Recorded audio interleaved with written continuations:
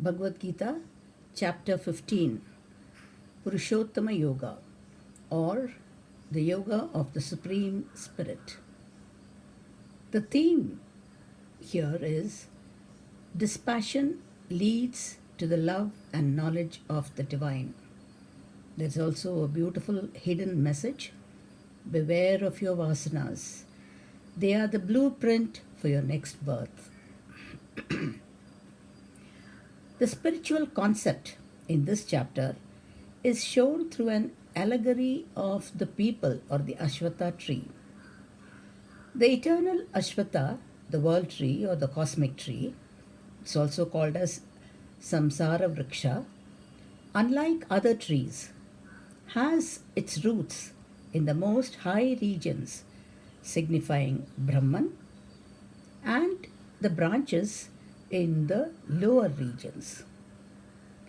This tree of samsara, consisting of sense objects, gunas, vasanas, etc., can be cleft, rather should be cleft, with the strong acts of detachment. And then that highest goal, the absolute state, the supreme abode from where there is no fear of return, should be sought after. Remember, detachment to a lower can happen only when there is an attachment to a higher goal. To reach this goal, the seeker should be free of pride and delusion, should have conquered attachment, be ever dwelling in the self, have desires completely at rest, and be released from the pair of opposites like pain and pleasure. A very tall task indeed. But you have to go forward. The structure and nature of the ego. The individual undergoing experiences of birth and death is called the jiva, that is the embodied self.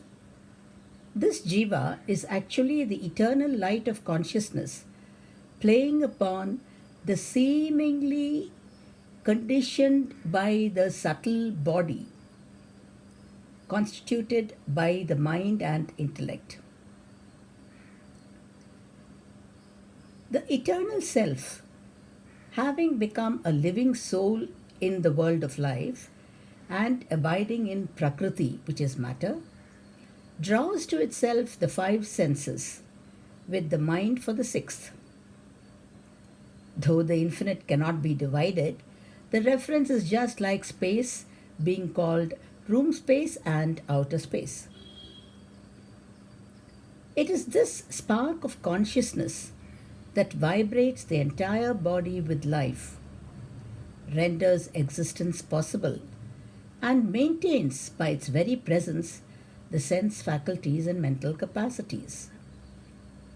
This jiva takes to itself various bodies from time to time and incarnates in different environments which are ordered by its own burning desires and aspirations.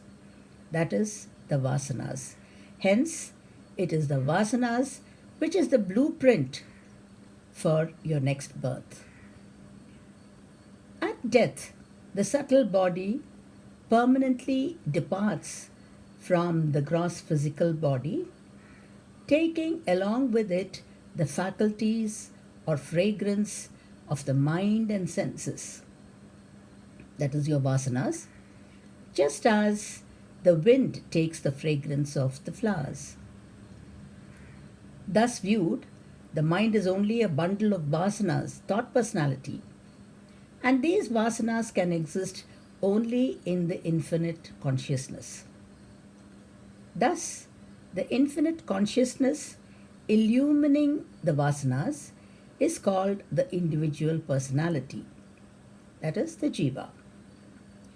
This jiva, through the equipment of the mind and senses, enjoys the objects of the world.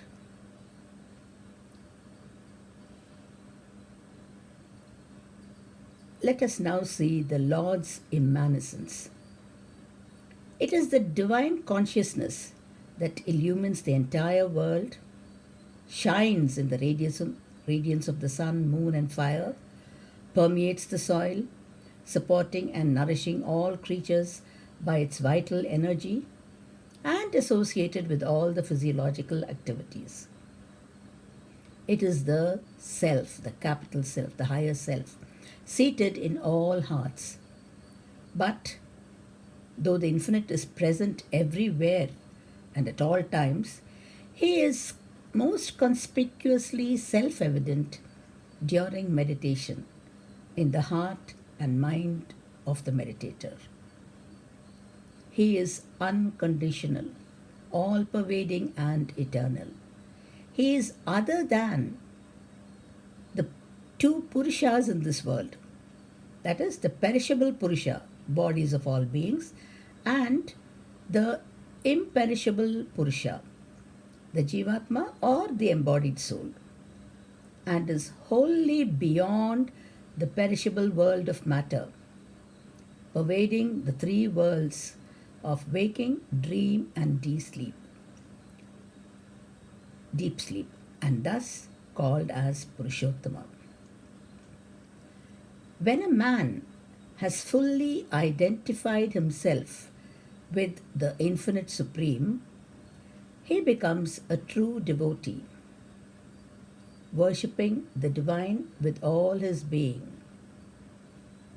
Thus, the Lord reveals the most secret science, the Brahma Vidya, and declares that the man who knows this becomes a man of realization, and henceforth cannot create any confusion or sorrow for himself or the others. Thus ends chapter 15 of the Bhagavad Gita, entitled Purushottama Yoga, or the Yoga of the Supreme Spirit. Hari Om Tat Sat.